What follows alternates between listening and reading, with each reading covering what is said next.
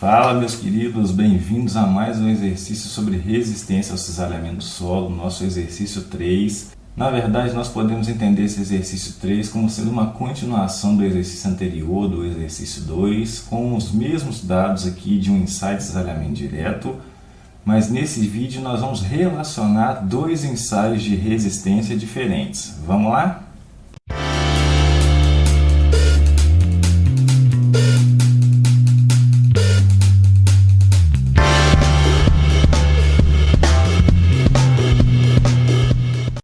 Bom, pessoal, vamos dar uma lida novamente nesse exercício 2, que é agora exercício 3 na forma de uma continuação para nós relacionarmos dois ensaios diferentes de resistência ao cisalhamento.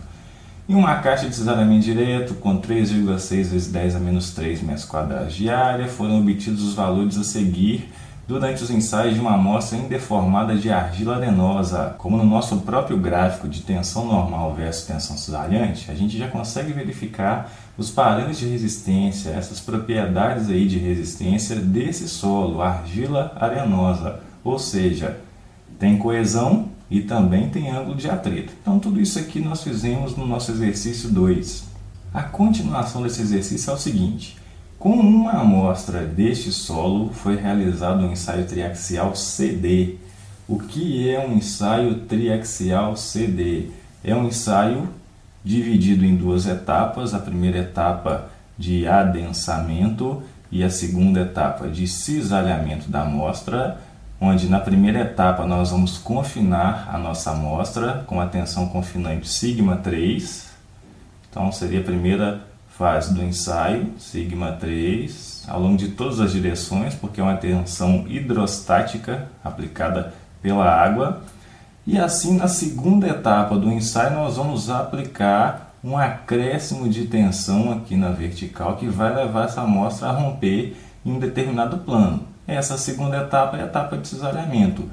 Em um ensaio triaxial CD, ambas as etapas são drenadas. Então, nós permitimos a liberação da poropressão ao longo de todo o nosso ensaio. Então, nós vamos estar trabalhando aqui com parâmetros totais efetivos. Então, foi realizado o ensaio triaxial CD, em que a amostra se rompeu sob uma tensão confinante igual a 12,5 kPa. Logo, nós tínhamos lá o nosso cor de prova e na primeira etapa nós confinamos essa amostra com uma tensão σ3 igual a 12,5 kPa. Onde nós estamos então aqui no nosso gráfico? Nós estamos aqui, ó, você identifica 12,5, né? Aqui seria 15, eu vou colocar aqui no meio, ó. Esse ponto seria 12,5 kPa de tensão confinante. E aí pergunta-se qual o valor da tensão de desvio no plano de ruptura da amostra ensaiada nesse ensaio triaxial. Simples, nós vamos ter, vamos representar aqui um círculo de Mohr para essa amostra. Nós teríamos aqui um círculo de Mohr saindo então de 12,5, indo aqui até uma tensão principal maior, σ1, e o exercício quer saber justamente quanto vale essa tensão de desvio, ou seja, a tensão aplicada na vertical que levou essa amostra à ruptura.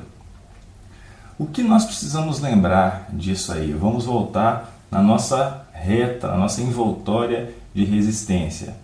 Essa envoltória, você vai lembrar que ela nada mais é do que o lugar geométrico dos planos de ruptura de amostras aí de solo. Então, se nós pegarmos aqui e traçarmos uma tangente a esses pontos de ruptura, uma tangente aproximada a esses pontos de ruptura, o que essa envoltória de resistência nos dá, que é exatamente essa, para um mesmo solo, são lugares geométricos onde cada amostra de solo está se rompendo, obviamente de uma forma aproximada, certo?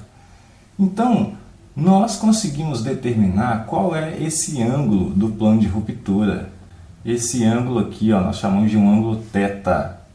Esse ângulo θ é formado entre o ângulo do plano de ruptura, ou melhor, entre o plano de ruptura e o plano principal maior.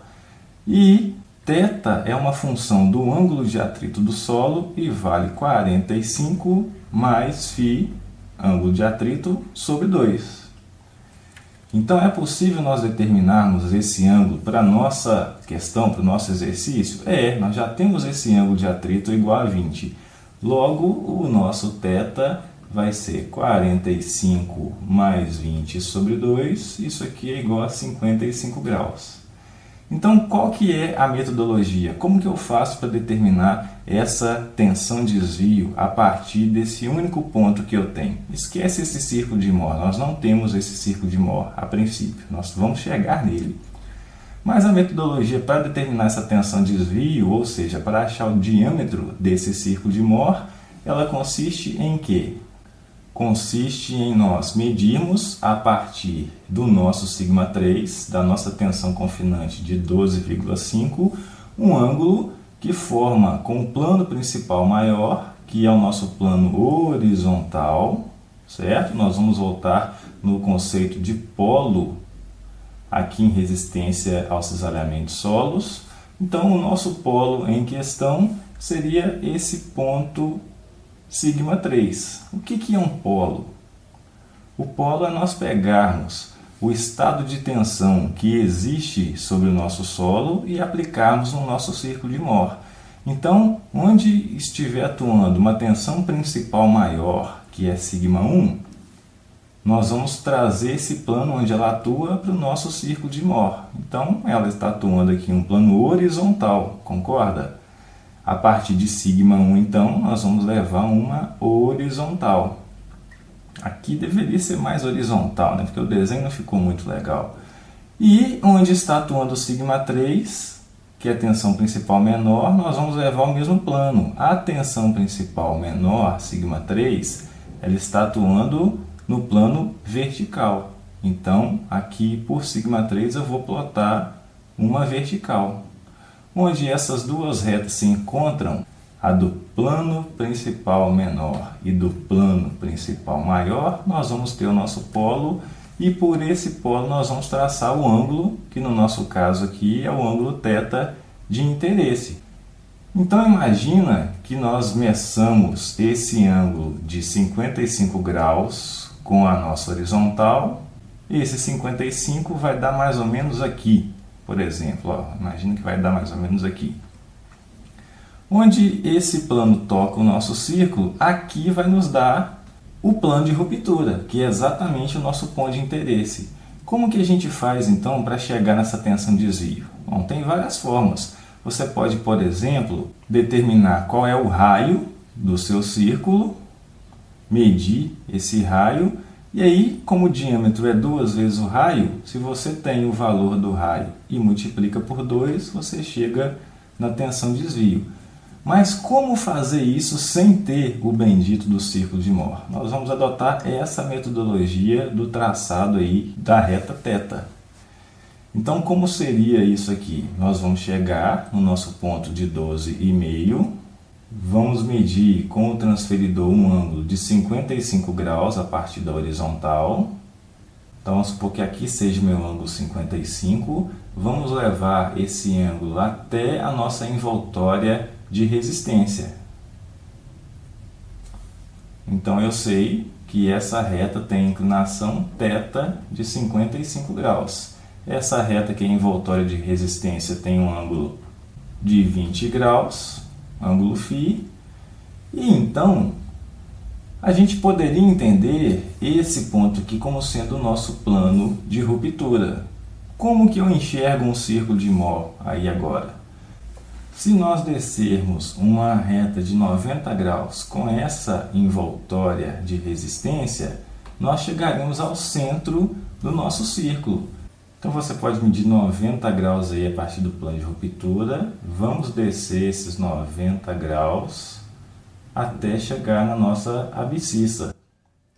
Aqui esse comprimento vale o raio do seu círculo. Se você pegar o seu compasso, abrir ele com a ponta seca aqui na abscissa e levar até o ponto de ruptura, se você rodar e tiver feito o seu desenho em escala, aqui ele vai te levar até σ3. Se você rotacionar para o outro lado, ele vai te levar até a sua tensão principal maior. Joia, óbvio que esse desenho não foi feito em escala, né, aqui na sua telinha, mas se você fizer isso em escala, em um papel milimetrado, você consegue direitinho essa geometria de um círculo, um semicírculo, bem interessante. Sendo assim, como que a gente vai proceder, portanto?